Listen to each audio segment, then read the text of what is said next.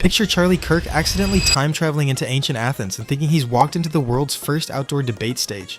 The agora is packed. Charlie does what he always does. He starts debating strangers immediately. First up is Socrates. Charlie launches into a speech about tradition, discipline, and how society needs structure. Socrates nods politely and says, "Interesting, what is tradition?" Charlie answers. Socrates follows with, "And who decides it?" 5 minutes later, Charlie is explaining himself for the 12th time and Socrates still hasn't made a single claim.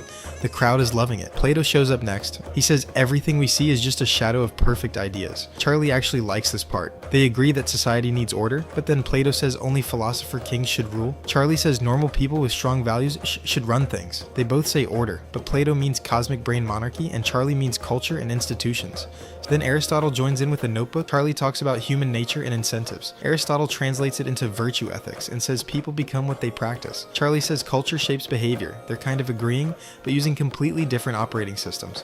One is running ancient Greek logic 1.0. The other is running modern political commentary pro. Just when Charlie thinks he's doing well, Diogenes enters. Diogenes lives in a barrel and owns nothing except audacity. He listens to Charlie talk about success and hierarchy and asks him where his boss is. Charlie says he answers the truth. Diogenes tells him to step aside because he's blocking the sunlight.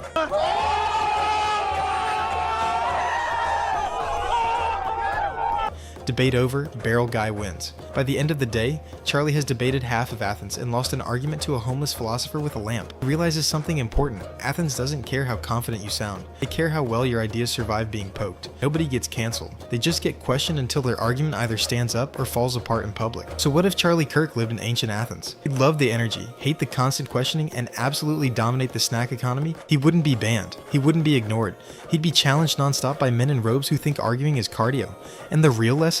In Athens, debate isn't about winning, it's about surviving Socrates, confusing Plato, impressing Aristotle, and getting roasted by a man who lives in a barrel. The agora wouldn't change Charlie Kirk, but it would make him learn a dangerous skill: how to answer a question without a script.